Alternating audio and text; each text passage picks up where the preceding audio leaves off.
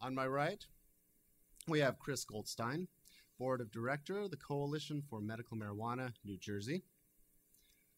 On my left, we have Terrence Farley, former Director of National Drug Prosecution Center, former Director, New Jersey Division of Criminal Justice, and the former Director of Ocean County Narcotics Strike Force.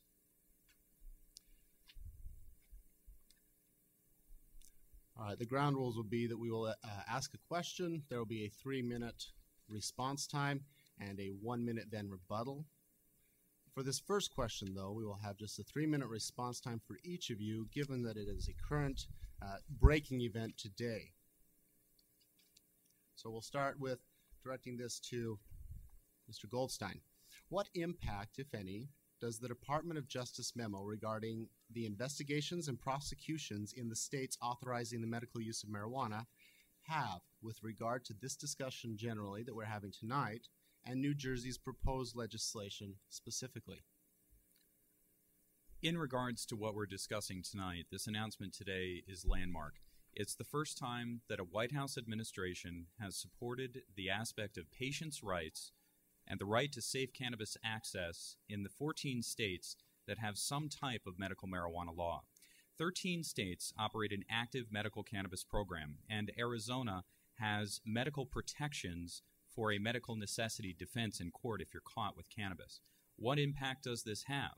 Well, the Department of Justice today has directed federal prosecutors to reallocate their resources and to take a hard look at whether it's a good choice in their resources to prosecute state-authorized medical marijuana patients and providers. In March of this year, Attorney General Eric Holder announced that such a policy would be in place, and now we have it in writing. What impact does this have? This time last year, there were 80 raids per month in places like California on medical marijuana facilities. This month, there have been 3. This has been a major shift in our federal government's policy on medical marijuana, a welcome one in the eyes of advocates like myself. And it may signal that the federal government will no longer interfere at all with state-authorized medical marijuana programs, the impact it has here in New Jersey. It has long been an argument here with the opposition to medical marijuana that we would somehow conflict with state law. But as we can see now, federal prosecutors will no longer interfere with our program.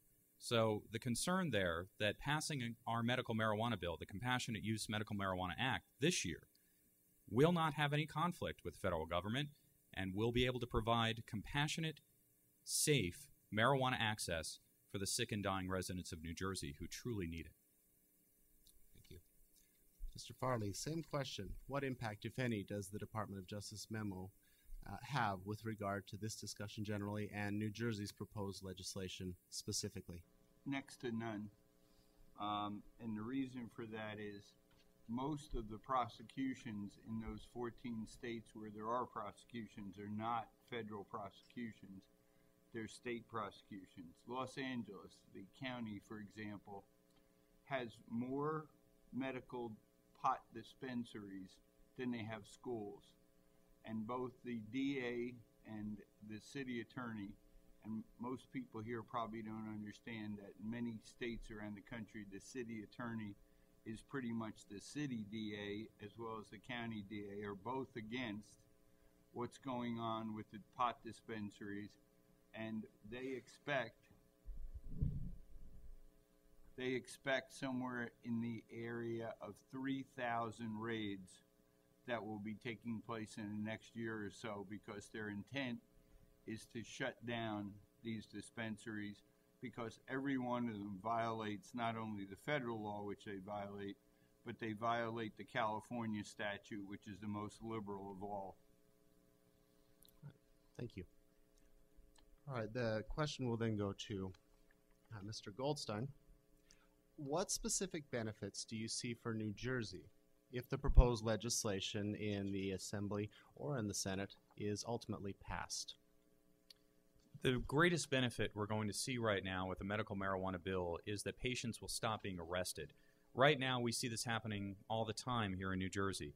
Medical marijuana patients, people who choose to use cannabis therapy to alleviate the pain of cancer treatment, to alleviate the symptoms of MS, to help them through their end-of-life transition. They're arrested and they're put in jail. Right now, even though the Assembly version has been restricted, it would offer serious protections for patients. We at the Coalition for Medical Marijuana advocate most strongly that the arrest of sick and dying individuals for choosing to use cannabis therapy stop, and that is the greatest impact it will have. Secondary, we'll create a state-authorized medical marijuana program here in New Jersey. You'll need a doctor's recommendation, and after you get your doctor's recommendation, you'll need to go to the Department of Health to get a registry card.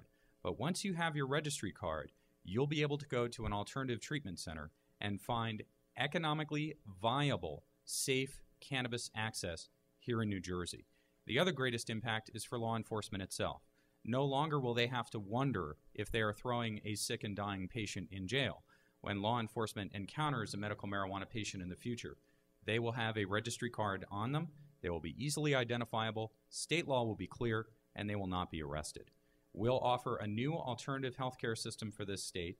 We'll offer a scientifically proven therapy for our residents. And again, the people who suffer the most in New Jersey will begin to see the biggest impact of this. Thank you. 1 minute rebuttal, Mr. Farley. The people like Chris, who I call drug legalizers, have for years talked about the thousands and thousands of people who are both in federal and state prisons because they had a minuscule amount of marijuana or they were smoking a joint. And I have numerous times in debates and commentary challenge them to get me a handful because they don't exist. There are thousands of people in our jails for violating the laws, including the marijuana laws. But those people are guilty of distribution of 500, 2,000, 10,000 pounds. Nobody goes to jail for smoking a joint 20 seconds. Or having under 25 grams. It just doesn't happen. That is one of their, what I call, smokescreen lies. Thank you. Mr. Farley, then what specific detriments do you see for New Jersey if the proposed legislation in either the Assembly or the Senate is passed? It would make marijuana the only drug in the entire world that's smoked. There is no legitimate drug in the entire world that is smoked, and everybody from the FDA to the AMA to the Cancer Society to the Glaucoma Society all say it's not a good drug. It's not a legal drug. It is something that gets people high. And if I want to treat people by just getting them high, well, hell, give them heroin. Give them anything they want.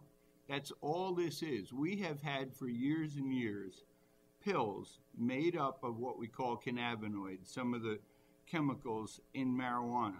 They've been for sale for years. Marinol, Dronabinol, nobody buys them because these people don't want a drug in the form of a pill. They want to smoke marijuana, and that's what, number one, what this is all about. And the second thing is, all they want to do is legalize the right to smoke dope.